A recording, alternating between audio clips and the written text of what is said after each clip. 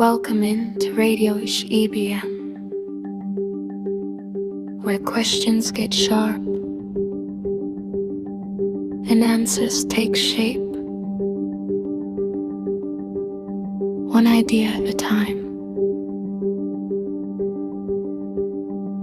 Let's begin. Welcome to the debate. So right now, there are roughly an estimated 1 trillion microbial species on Earth. But, and this is a big but, if you look at our current most comprehensive protein databases, like UniProt or Trimble, we only have cataloged information for about 1.2 million of them. Wow. Yeah, we are essentially trying to translate the complex language of the global microbiome while missing, 99.9% of the words in the dictionary? It is a staggering gap in our foundational knowledge. I mean, we are flying blind in a lot of ways here. Exactly. And that gap is really the catalyst for our discussion today. We are analyzing a 2021 opinion paper by Karaduta, Diovanashchak, and Zybalov. The authors are championing a massive paradigm shift in how experts study host microbiota interactions. Right, because for years, we've relied heavily on genomic sequencing to tell us just, what microbes are present. Yes, but this paper argues that to truly understand what these microbes are doing, we must move to metaproteomics. Basically, the study of the actual proteins being expressed by the entire microbial community at any given moment. And our central analytical question today is precisely about how this paper presents that argument to the scientific community. We are asking, does this source material present the advantages of metaproteomics comprehensively and clearly enough for experts in the field to actually adopt it? Or, conversely, does the paper's own detailing of severe technical bottlenecks inadvertently obscure its immediate practical value? You're listening to Radio EBM. Well, I will be arguing that this text provides a highly comprehensive, incredibly clear articulation of why experts simply must adopt metaproteomics. It doesn't just present a biological theory, it offers a rigorous methodological roadmap that perfectly bridges the gap between a microbe's genomic potential and its actual real-world activity. And I will argue that while the conceptual advantages are elegantly stated, a truly comprehensive presentation for an expert must prove practical viability. The text itself reveals these unresolved technical hurdles from, like you said, massively incomplete databases to a glaring lack of software reproducibility that fundamentally hinder its immediate, reliable application by experts. All right, let's start with the conceptual clarity, because I think the authors do a masterful job of identifying the exact problem with our current approach to microbiome research. They draw a very hard line between functional potential and cellular phenotypes. Right, the difference between what a microbe could do versus what it is actually doing in the moment. Precisely. To use an analogy, think of 16S rRNA sequencing or even shotgun metagenomics like looking at a massive restaurant menu. Okay. The menu tells you every possible dish the kitchen is genetically capable of cooking. But if you want to know what the patrons are actually eating today, reading the menu doesn't help you at all. You have to walk out to the tables and look at the meals. Metaproteomics is looking at the actual meals? Yes, the authors emphasize that proteins are what convey structure and activity to cells.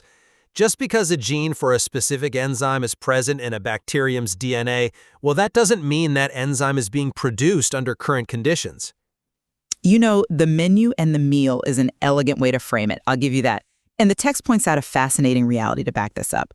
If you look at the active microbiota across different healthy individuals, their actual functional activities, like the proteins they are expressing, are far more similar than their taxonomic diversity. Exactly.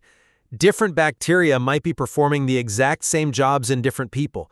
If you only look at the taxonomy, who is there, you completely miss the shared function. The authors use some highly specific examples to prove why measuring proteins is a necessity for experts.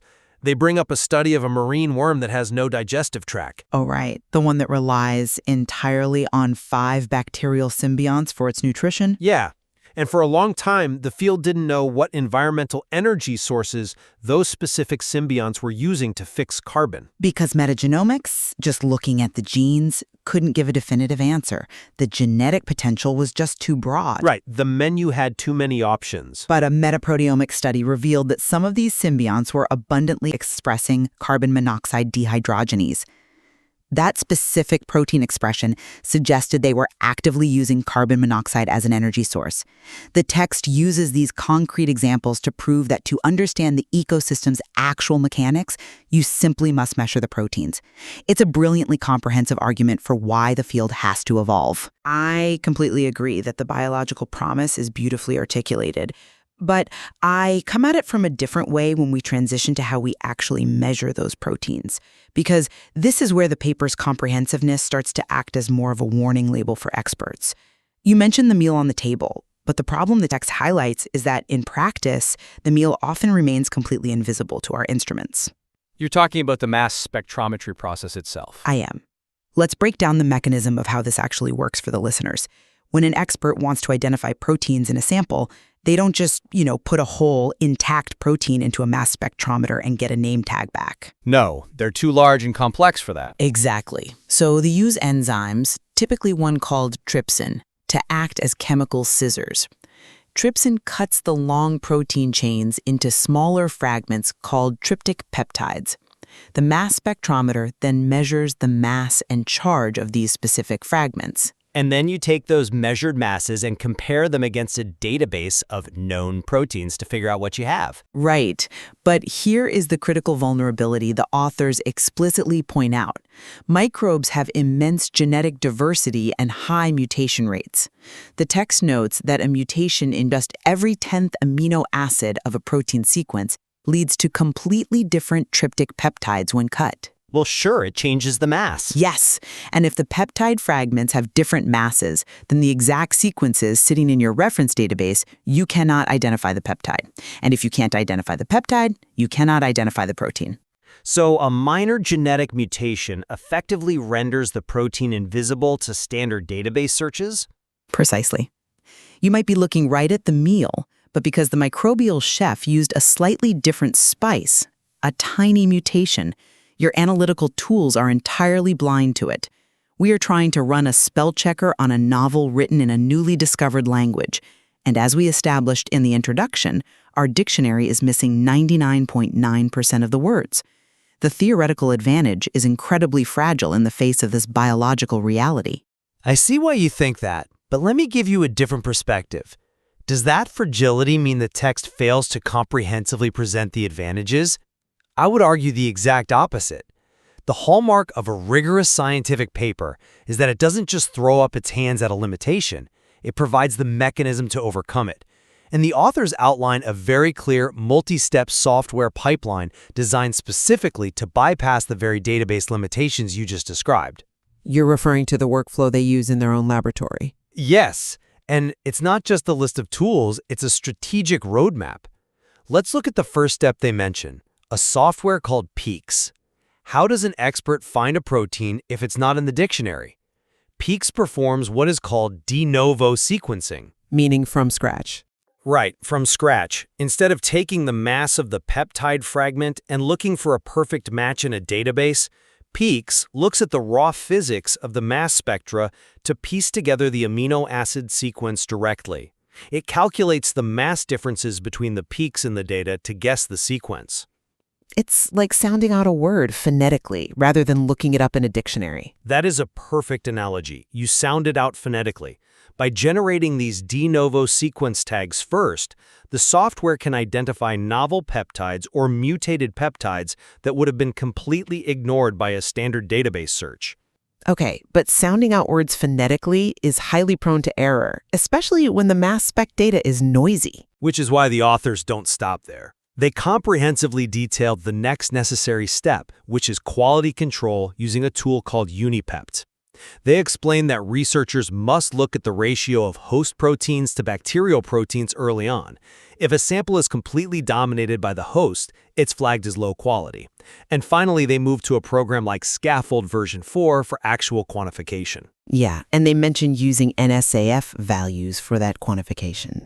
If you're listening to this and wondering what all these acronyms mean for the actual science, it can sound a bit dense. Well, let's unpack NSF, because it proves how thoroughly the authors are thinking about the mechanics. NSAF stands for Normalized Spectral Abundance Factor.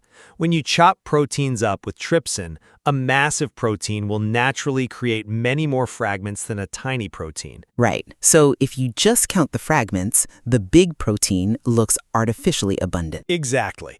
NSF is essentially a mathematical trick to level the playing field. It divides the spectral count by the length of the protein, ensuring that you are accurately comparing the true abundance of different proteins. The text is walking experts step by step through the exact algorithms needed to make metaproteomics reliable. I hear the argument, I really do. But does it actually work like that in practice? Because if you look closely at the text, the authors openly admit that these corresponding data analyses consist of, and I'm quoting directly, numerous manual steps that must be closely synchronized. This is Radio EBM. Well, that doesn't sound like a streamlined, robust pipeline to me. That sounds like an artisanal, highly finicky process that requires a bioinformatics PhD just to keep the software from crashing. Every cutting-edge technology requires manual synchronization in its infancy before it becomes automated. That's just science. True. But what is far more concerning for an expert deciding whether to invest time and resources into this is the text's glaring admission regarding reproducibility. The authors state that, up to the point of publication, only a single study by Tonka et al. Had tested a complete metaproteomics workflow for a defined mixed culture. But that study proved the workflow could accurately identify the proteins. It was a mixed culture of just 9 different microorganisms. 9! The human gut has hundreds, if not thousands, of interacting species.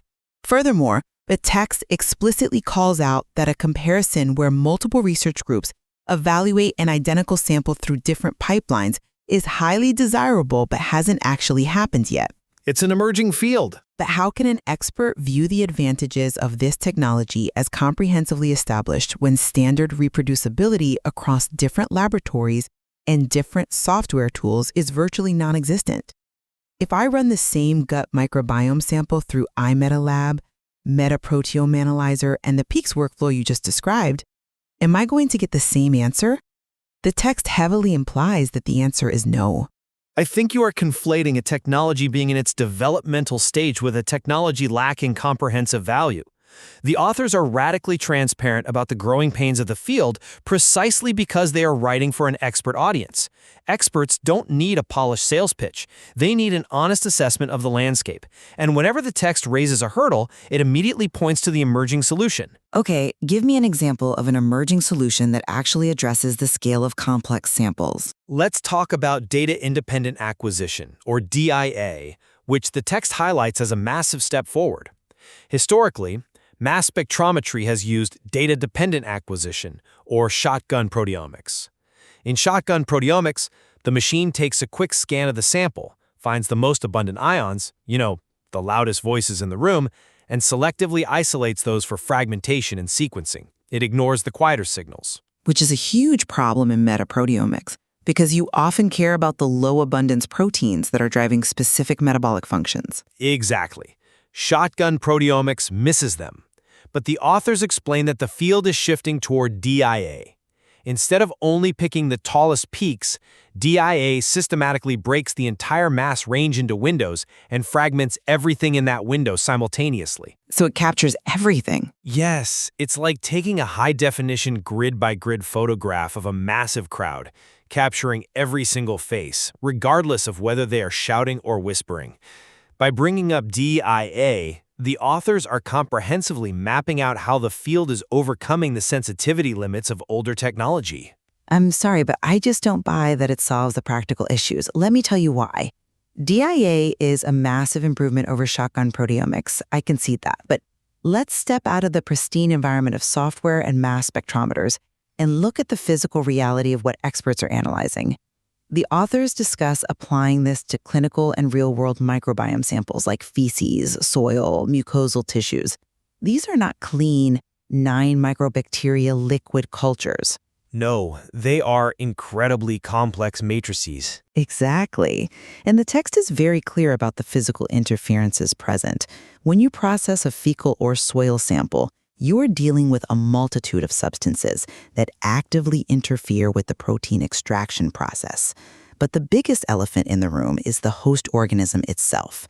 The authors highlight the high abundance of host-associated proteins that can completely swamp out the microbial signal. Which goes back to why that initial unipept quality control step, checking the host-to-bacterial ratio, is so critical.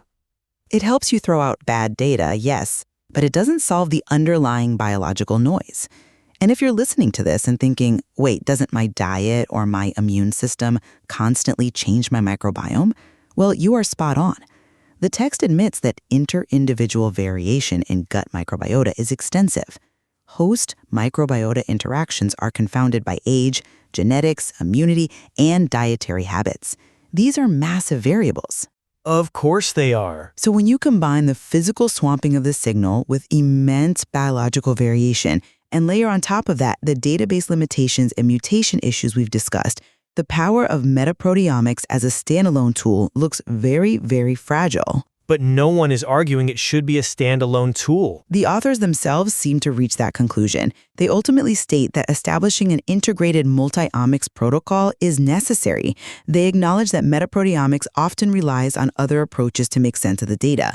When a paper concludes that its feature technology needs to be propped up by metatranscriptomics, metagenomics, and metabolomics to give a clear picture, it proves that the advantages of metaproteomics alone are not yet comprehensively realized for daily expert use. I disagree completely with that framing. Recognizing the need for multi-omics integration is a sign of scientific maturity, not a weakness of the technology. Biology does not operate in isolated silos. It is integrated, and the text provides beautiful examples of how metaproteomics acts as the critical, irreplaceable linchpin in that integration. Without the protein data, the genomic data is often just a dead end. How so? Look at the text's discussion of that massive infant formula study. Researchers analyzed feces and metabolites from babies fed breast milk, dairy formula, or soy formula. But because they only used 16S rRNA sequencing, just looking at the bacterial taxonomy, they entirely missed the critical species-level functional differences occurring in those infants' guts. They had the catalog, but they didn't know what was actually happening.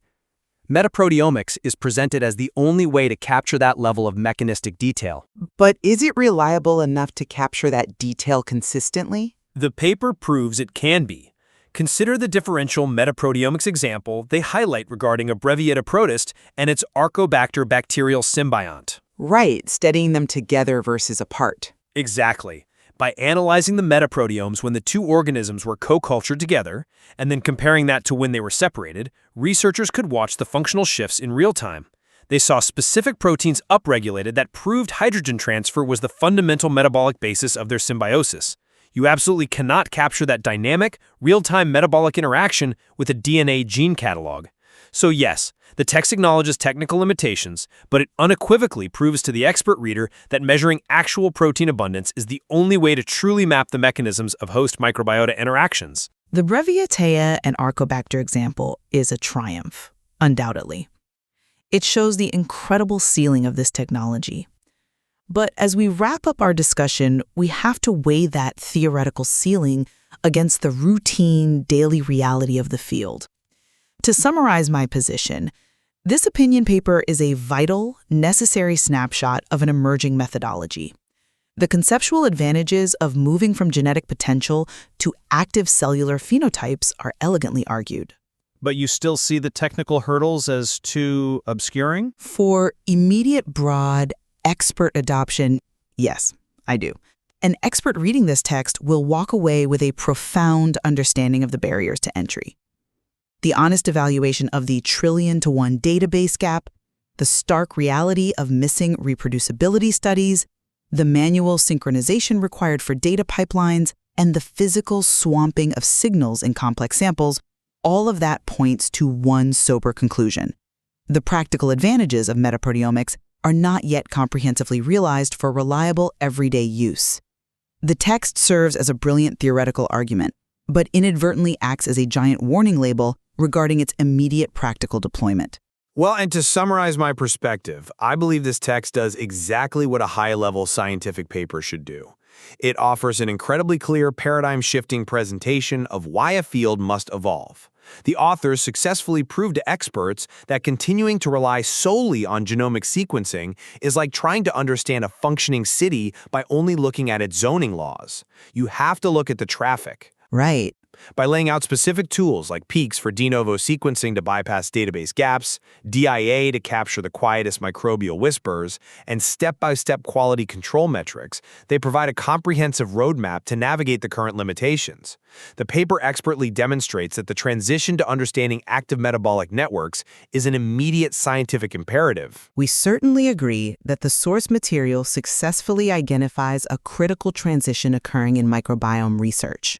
The field must evolve from merely taking attendance to actually monitoring the work being done. Absolutely. And examining the scientific literature through this dual lens, balancing the theoretical promise against the practical limitations, is exactly how the field moves forward. There is so much more to explore in this source material, particularly regarding how metaproteomics will integrate into those broader multi-omics protocols moving forward. It will be fascinating to see if the bioinformatic tools and the databases can evolve fast enough to overcome the immense biological complexity the authors have laid bare today. Indeed. We leave it to you to decide whether the profound biological insights outweigh the technical hurdles standing in the way. Next time you read about a new microbiome discovery, ask yourself, are they just looking at the menu, or are they finally seeing the meal? Thank you for listening. This is Radio EBM.